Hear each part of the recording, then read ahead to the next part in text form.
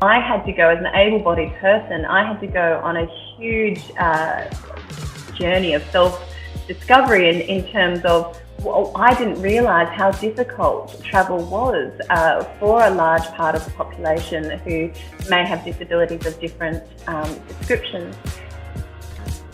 Hi everyone, welcome to Now Boarding, a new travel podcast by me, Payal Nair. Hi everyone, today I am in conversation with Amanda Walker. Amanda is the CEO of Aussie Holiday Stays, which is an online booking platform for Australian holiday accommodation.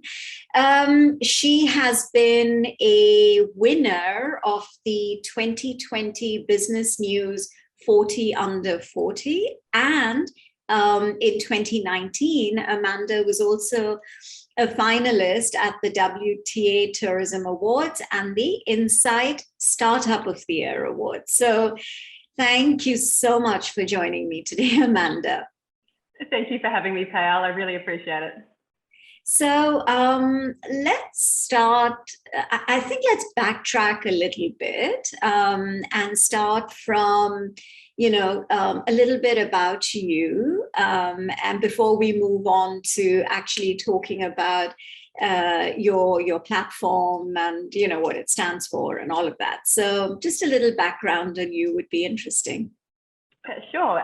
So in a previous life, before the crazy startup journey, I was a teacher. I retrained as a teacher when my children were young. And before that, was involved in corporate finance, in business planning and all the rest. So as a teacher, focusing on economics, but then saw an opportunity and started on our crazy startup journey. What actually kind of encouraged you to move away from what you were doing to the startup world, and what exactly did you start up? Yeah, sure. And it's really interesting what you were saying about previous experiences, because although they're quite unique, the corporate finance and the teaching, I've always had a wanderlust spirit. I've always loved travel, and it's funny how your skills merge to come together in startup land. And I've found that the relationship building from teaching and the corporate finance side and the business planning has melded really well with the love of travel. And I think that's kind of where it all starts, is you have a business idea, but then you also have to have some idea of how you're going to do it. And I think, as you alluded to, my background has helped me get to this point. But why we actually started WA Homestay, which was very niche in the West Australian holiday market. And we did that as we owned a holiday home down south. And when Stays, which is quite a large platform in Australia, changed to their international booking platform Home Away in March 2018, we saw an opportunity to reconnect to local communities. What we experienced with the large multinationals was a disconnect from local communities. They didn't really care about where they were operating. Fees increased and customer service decreased. So we saw an opportunity to make a difference. And so we launched WA Homestay. That was a huge learning journey. And thankfully, we've had some incredible traction and support from West Australians. And it has allowed us to go national with Aussie Holiday Stays, which is due to launch in February this year, late Feb. So so as a platform with what you're doing currently, the Western Australia Stays, so you reach out to people who own homes, and then ask them to list themselves on your platform?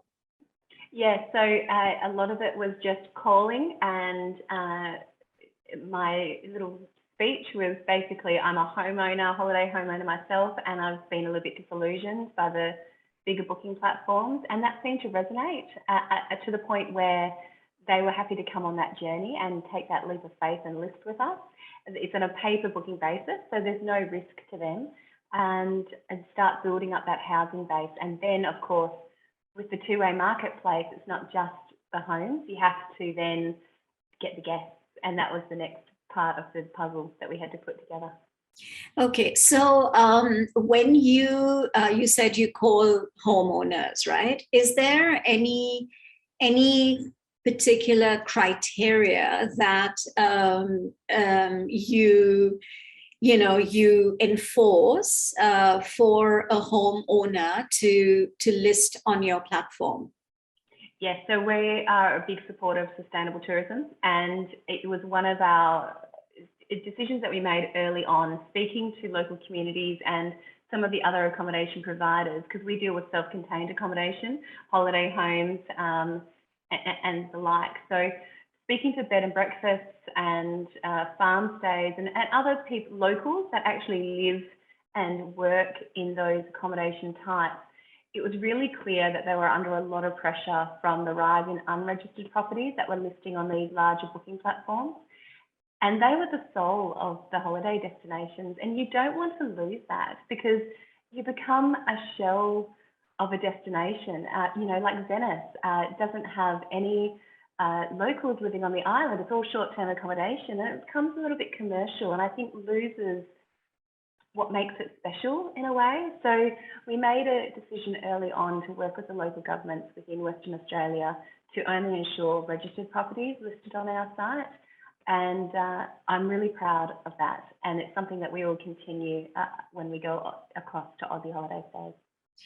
But what about the local communities within those areas surrounding these homes? Is there any kind of any ground rules for the guests?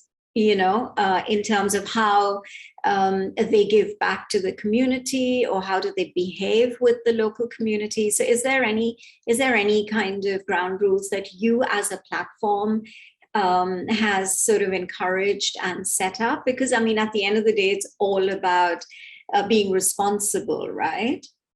Absolutely, and it is such an interesting question, and I think it's formed a large part of the argument in Western Australia, and I know across the world. There's been discussions in relation to short-term accommodation and the regulation around it, and how to coexist with it. Because I think, especially since COVID, we've seen a huge upswing in demand. So it's like almost a 40% increase on what it was previously for self-contained accommodation. People are wanting to holiday with their loved ones, share communal spaces, but also have space from the rest of the community, and not share lifts and things like that where you would have to in a hotel. So there's absolutely the demand from the traveller's perspective to have self-contained accommodation. However, we've all heard the horror stories of living next to a short-term rental where the guests are acting up, and what do you do? And I think this is where our requirement to be registered really comes into its own, because the external neighbours will know who they can contact. If it is a registered property, they can contact the local council if they're having issues. They're often in contact with the property owner or the property manager, depending on the case. So it is a way, you can't control all guest behaviour. Even in hotels, people will act up. You add alcohol, sometimes things go awry. Yeah. I think what the problem is when neighbours and the wider community feel like there's no chain of command, there's no one they can call, there's no one that can help stop the behaviour. And I think by only allowing registered properties to list, we've mitigated that. And also being a local platform who answers the calls, they can also ring us. So it's just about being available and doing what we can.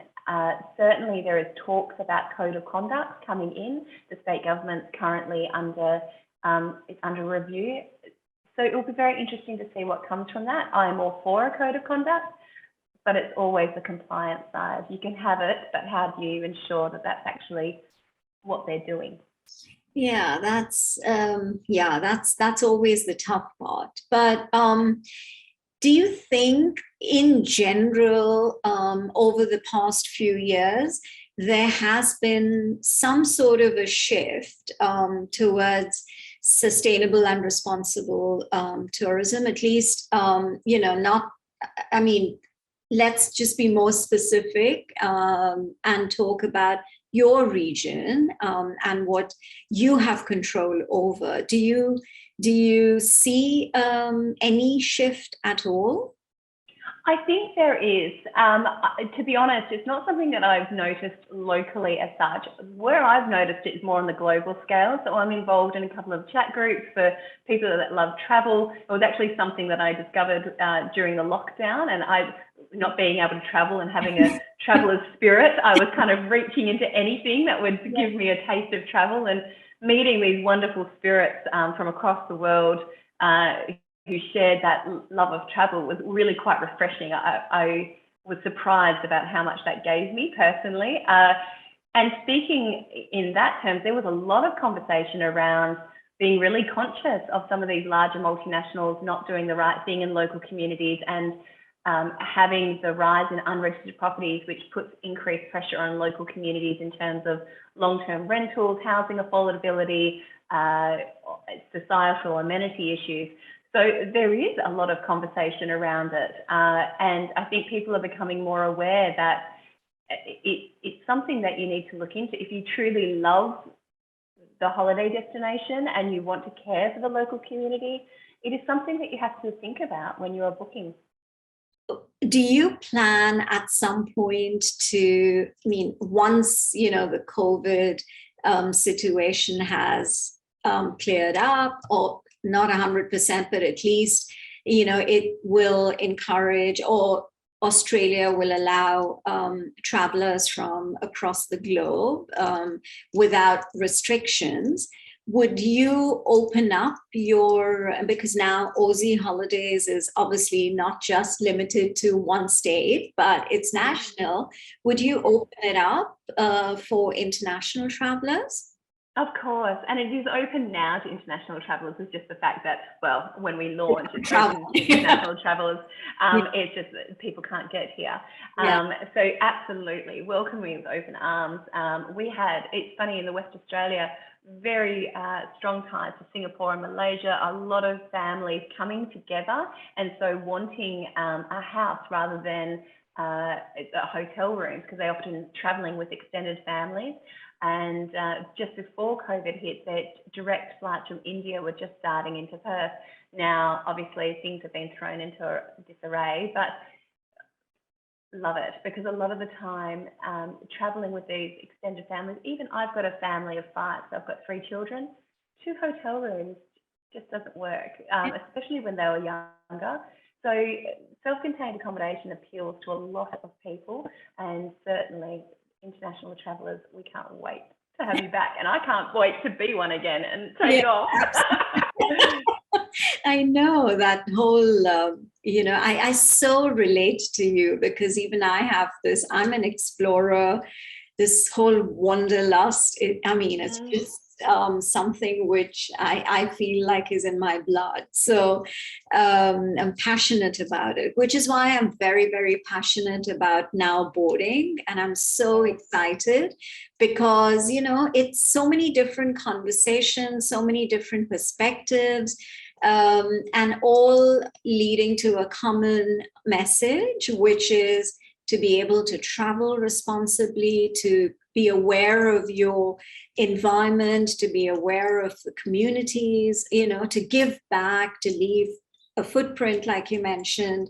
And I think if in some way I can make the difference through my platform, that's something that, will be a small little accomplishments. So, and for you as well, to actually have a platform like the one that you've created, I think is so incredible. I know it's a lot of hard work to try and ensure that, your all of the homeowners who are on your platform share a similar vision as you do. I think that's so important. But I'm sure you're going to get there. Thank you. It has been a process, especially in Western Australia, where we are just starting off, the state government's just discussing short-term regulation. So previous to that, it was just a hodgepodge of different approaches from different local governments. And speaking to each one took a bit of time and patience. Local governments are not necessarily known for consistency or working quickly, but we believe that was the best thing to do. Now, over east in New South Wales, they've just come through that state government process. So there's some broader rules in place, which makes it easier to know where we stand on a state basis.